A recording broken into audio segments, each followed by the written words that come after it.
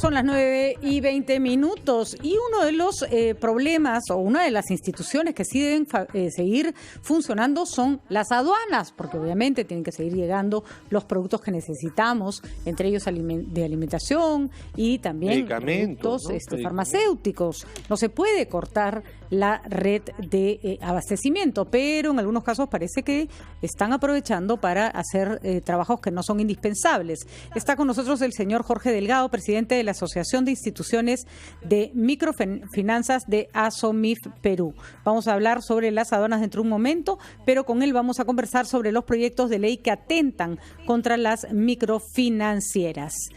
Señor Delgado, gracias por acompañarnos. Muchas gracias a ustedes y buenos días con ustedes y todos sus oyentes. Cuéntenos, por favor, cuáles son estas medidas que no están ayudando a las microfinancieras y que podrían también perjudicar su solvencia. Claro, hoy ya tenemos que entender todos que hay una crisis y una alta incertidumbre, ¿no? Sobre todo como impacto económico independientemente de la pandemia. Y eso no puede dar espacios para que se tomen decisiones equivocadas o contraproducentes, porque no se está midiendo el impacto real que puede acarrear. Entonces, en este caso, en el tema de las instituciones de microfinanzas, todos sabemos que tenemos muchísimos años trabajando y apoyando a la pequeña y microempresa. Tenemos colocaciones más o menos en todo el gremio de microfinanzas, cajas municipales, rurales, financieras, ni bancos, etcétera. 50.000 millones de colocaciones y casi 48.000 millones de depósitos. Entendemos que manejan una cartera importante, pero lo que busca la ley que se ha declarado es que estos proyectos de ley que se han presentado es que se congelen las deudas contraídas, porque claramente, aunque no las congelen, señor Delgado, la gente no las va a poder pagar.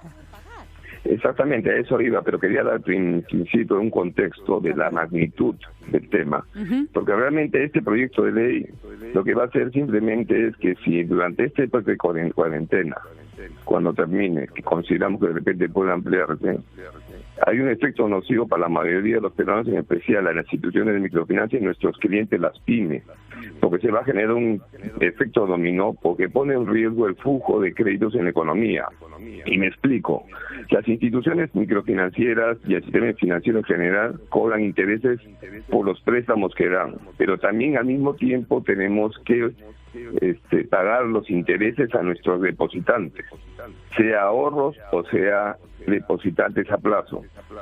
Por lo tanto, si este tema no se puede cobrar, vamos a tener un problema para pagar los intereses y vamos a tener que, a través de nuestro propio capital, comenzar a pagar los intereses y las instituciones se van a descapitalizar.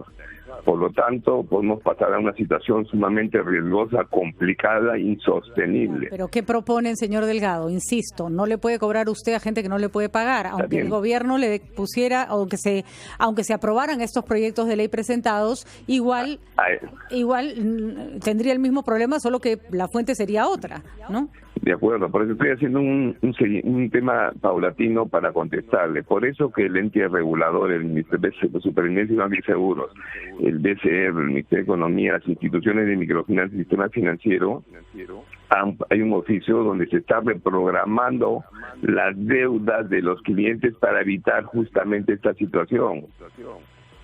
Entonces, no hay necesidad de crear proyectos cuando ya el ente regulador está trabajando conjuntamente con las instituciones especializadas y técnicas en este tema. A ver, para que entienda el público, sobre todo porque son los más afectados, ¿cuál es la diferencia entre congelar y reprogramar? Reprogramar simplemente es tratar que los clientes hoy día que tienen alguna deuda con las instituciones financieras y microfinancieras se reprogramen a un plazo mayor, después de 6 meses, para que cuando comiencen a iniciar sus actividades de pequeños negocios, comercio, productivos, puedan comenzar a generar sus ingresos para poder atender sus obligaciones, tanto de instituciones financieras como proveedores. Pero con los intereses respectivos, digamos, esos intereses siguen corriendo.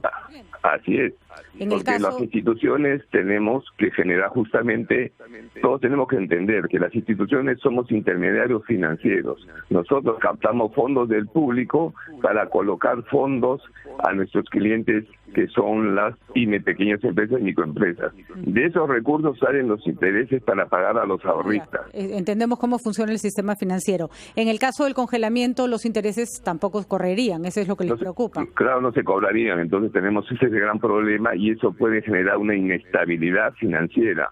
El señor, el proyecto de ley lo que menciona en el modelo es que eso no tiene como motivos de exposición de motivos, que la presente propuesta legislativa no roga gastos al Tesoro Público. Sí va a incorporar gastos al Tesoro Público, porque si existe una situación compleja de inestabilidad para instituciones microfinancieras, quien tiene que salir a salvar, el salvataje debe ser el Ministerio de Economía o el BCR, y eso sí es irroga gastos del Tesoro Público.